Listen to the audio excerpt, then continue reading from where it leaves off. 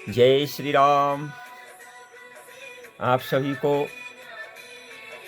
जिसको भी भगवान की कृपा प्राप्त करने के लिए अगर धर्म करते हैं, हम पूजा पाठ करते हैं, तो भगवान शालिग्राम की सेवा करें या जो भी आपके यहाँ विग्रह हो, मंदिर हो उनकी, लेकिन उसमें पूजा पाठ के साथ में दृढ़ विश्वास भी होना चाहिए भगवान के ऊपर। अपने धर्म के ऊपर पूर्ण रूप से विश्वास हो, भगवान के ऊपर पूर्ण रूप से विश्वास हो, तभी कार्य पूर्ण होता है, इससे पहले नहीं। इसलिए हमें क्या होता है, पूजा पाठ करते समय आपको भगवान का स्मरण चिंतन करना चाहिए और उनकी कथाओं का स्मरण करो, भगवान के लीला गुणगान करो, कीर्तन करो। जब आप इस तरीके से करते हैं तभी भगवान की कृपा प्राप्त होती है, भगवान जब ही प्रसन्न होते हैं।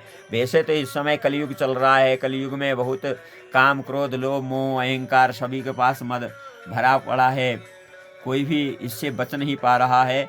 लेकिन जो भगवान का स्मरण चिंतन कीर्तन करता है, पूजा पाठ करता है, कलयुग कहता है कि मैं उससे दूर रहता हूँ, क्योंकि जो भगवान का हो गया उसके ऊपर कोई कुछ नहीं कर सकता है। इसलिए हमें भगवान की कृपा प्राप्त करने के लिए भगवान का स्मरण चिंतन पूजा पाठ करना चाहिए। जब भगवान की कृपा होगी तभी हमारे ऊपर भगवान प्रसन्न होंगे, तभी हमारी पूजा को स्वीकार करेंगे। अब हमारी पूजा स्वीकार करने के लिए तो हमें अपने हृदय से भगवान के स्मरण चिंतन पूजा पाठ करना चाहिए। उनको प्रणाम करो, उनको भोग लगाओ, स्मरण करो, कथा सुनो। श्रवणम कीर्तनम विष्णु स्मरणम पाद सेवनम अर्चनम वंदनम दास्यम साख्यम।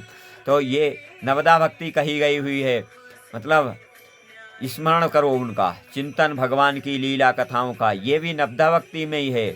अर्चनम वंदनम, उनकी अर्चन पूजा पाठ करो, वंदन उनको प्रणाम करो, स्नान जब तक पूजा पाठ करके, दास्यम दास भाव से कि भगवान के हम दास हैं, उनकी किस तरीके सभी आज्ञाओं का पालन करना, भगवान कैसे प्रसन्न होंगे, क्या करेंगे, दास भाव से, क्योंकि भगवान तो भगवान ही स्वामी हैं, वो भगवान है ना, तो हम तो उनके पुत्र हैं, पुत्र तो उनका आज्ञा का पालन करना ही चाहिए। साख्यम, सखा जैसे मित्रता का व्यवहार, भगवान मित्रता का व्यवहार भी करते हैं। जैसे भगवान गए थे राम जी, तो राम जी ने क्या बानरों के साथ मित्रता का व्यवहार किया था, चाहे हनुमान जी हो, चाहे सुग्रीव जी हो, सभी के साथ संपूर्ण बानर थे, वो मित्र के हिसाब से रहते थे, वहाँ पे मित्रता का भाव होता है। दास्यम साख्यम, तो इस हिसाब से नवदा भक्ति का वर्णन भगवान करते हैं। तो इनमें कोई भी अगर आपके पास है, उनका चिंतन मनन जो भी कर सकते हैं, गुणगान करना, तो भगवान की कृपा तभी प्राप्त होती है। हम किसी से राग द्वेष नहीं कर सकते, राग द्वेष करने वाले के ऊपर भगवान की कृपा नहीं होती है। क्यों? कि उसके अंदर तो अहंकार की बहुत बड़ी पोटली भरी हुई है, तो वो अहंकार को लेके चल रहा है। अहंकार वाला आदमी, जिसके अंदर अहंकार है, उसके अंदर भगवान कहाँ विराजमान हो सकते हैं, उसके हृदय में भगवान आ ही नहीं सकते हैं। तो भगवान तो जब प्रसन्न होंगे जब आप अहंकार से दूर होंगे। अहंकार के लिए त्याग करना पड़ता है हर चीज़ का। आपका धन ऐश्वर्य है, उस चीज़ में कितना भी है आपके पास, वो हम दूसरे को नहीं दिखा सकते, भगवान को नहीं। भगवान के सामने तो हम उनके बच्चे हैं, कितना भी हमारे पास धन धान्य ऐश्वर्य हो जाए। तो इसलिए हमें वहाँ पे अहंकार का नहीं आने देना चाहिए। अगर जहाँ अहंकार उत्पन्न हो गया तो समझ लो कि पतन का कारण हो गया। क्योंकि पतन का कारण जब रावण को क्या था, इतना बड़ा तपस्वी था, इतना बड़ा शक्तिशाली था, लेकिन क्या था, अहंकार था। अहंकार था तो इसलिए विनाश हो गया उसका।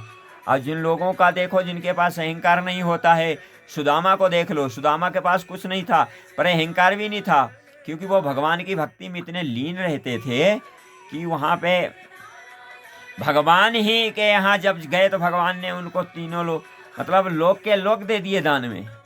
ऐसा होता है क्योंकि उनको पता था कि हम भगवान के दास हैं, भगवान के सेवक हैं। भगवान तो भगवान ही है, क्योंकि भगवान ने ही तो सभी को सृष्टि ही को पूरी उत्पन्न किया, चाहे वो देव दानव मानव यक्ष राक्षस कोई भी है, अंधर्व, सब तो भगवान ने ही उत्पन्न किए हैं, संपूर्ण मनुष्य। तो ये मनुष्य अगर अहंकार किसी बात पे करता है भगवान के प्रति, तो भगवान उस समय आपसे दिखाई नहीं देगा, लेकिन कुछ नहीं। लेकिन भगवान के जो पार्षद हैं, देवता हैं, वो इस बात को सहन नहीं कर सकते, वो आपके ऊपर कुपित हो जाते हैं, वहीं से हमारा समझ लिए कि संकट चालू हो गया। तो भगवान के प्रकोप से बचना है, देवताओं से के प्रकोप से बचना, तो भगवान की सेवा आरती पूजा कीजिए, पर अहंकार का परित्याग कर दीजिए और भगवान का स्मरण चिंतन कीर्तन। मैं तो कहता हूँ सबसे, अगर आपसे कुछ भी नहीं बनता है, आप कहीं भी रहते हो, शहर में रहते हो, गांव में रहते हो, किसी भी कुल में उत्पन्न हुए हो, उससे कोई मतलब नहीं होता है। आप बस में बैठे हुए हैं, ट्रेन में जा रहे हैं, कहीं अपनी यात्रा पे हैं, या आप कोई कहीं नौकरी सर्विस करते हैं, तो आप भगवान का स्मरण कीर्तन चिंतन बस में ही बैठ के कर सकते हो। वहाँ पे ही आपके पास माला की नहीं ज़रूरत है, आप मन में ही स्मरण करो। आप इधर उधर की बातें सुनने की बजाय, लोगों से गप्पे फालतू बातों करने की बजाय से आप वहीं पे राम राम राम राम राम राम करते रहो, तो ये आपका कल्याण का मार्ग होगा। आप सोचोगे कि मैं तो 12 घंटे जॉब करता हूँ, 8 घंटे उसमें आने जाने में समय नहीं मिलता है, रात को विश्राम करता हूँ, भोजन और पर्सनल काम घर के भी होते हैं।